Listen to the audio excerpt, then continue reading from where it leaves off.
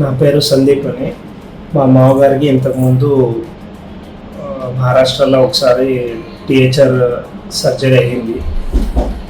తర్వాత అది ఇన్ఫెక్షన్ వల్ల స్టెమ్ అనేది తీసేయాల్సి వచ్చింది.